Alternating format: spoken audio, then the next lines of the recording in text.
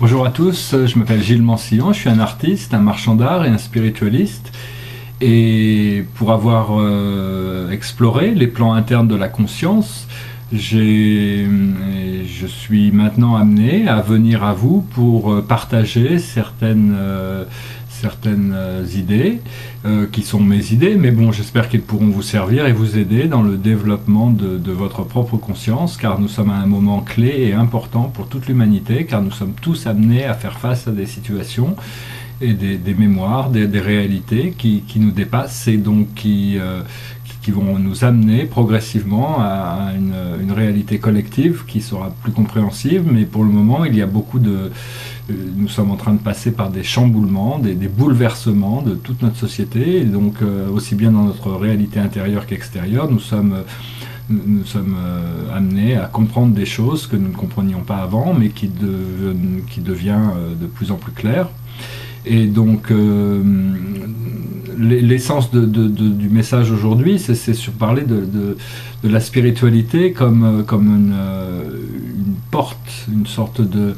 C'est-à-dire que c'est la vraie liberté. On ne connaît pas vraiment la liberté sur Terre, car on est esclave de l'économie, on est esclave, enfin pas esclave, mais on est soumis à tous ces systèmes de fonctionnement bon, quand on a de l'argent, on a peut-être plus de liberté, mais ça reste une liberté relative. C'est pas une liberté qui nous permet d'explorer tout l'univers, alors qu'en réalité, nous avons déjà à l'intérieur de nous les clés du fonctionnement de l'univers, et donc parce que quand nous sommes des êtres créés, nous sommes des créatures, nous sommes des créations, et donc quand la source de tout ce qui est a décidé de créer l'univers des univers, et ces êtres divins ont choisi de créer la réalité du potentiel humain comme étant égale à celle de la divinité absolue. Donc ça veut dire, on ne peut pas trop relayer à ça tant qu'on n'a pas fait notre ascension, mais c'est-à-dire que bon, chacun voit Dieu. Qu'est-ce que c'est que Dieu? Dieu, c'est le pouvoir suprême créateur, si on peut concevoir qu'il puisse y avoir une intelligence derrière tout ça. C'est l'intelligence qui est derrière la vie. Dieu n'a pas de forme, n'a pas d'aspect. Si vous le voyez comme féminin, il sera féminin. Si vous le voyez comme masculin, il sera masculin.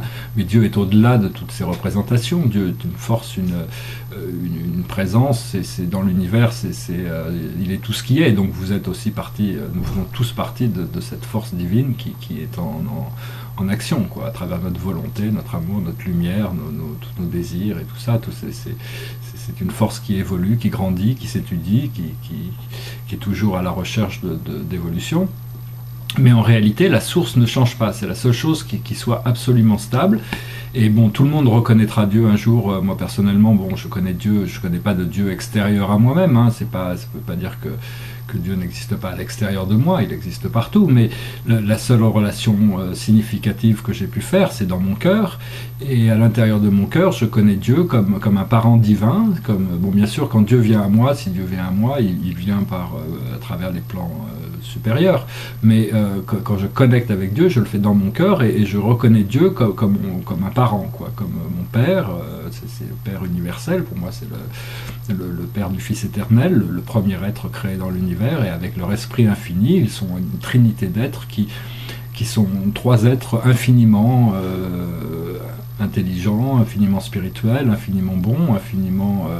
ils sont unifiés, ils sont individuels, mais unifiés. C'est des paradoxes qu'on devrait comprendre.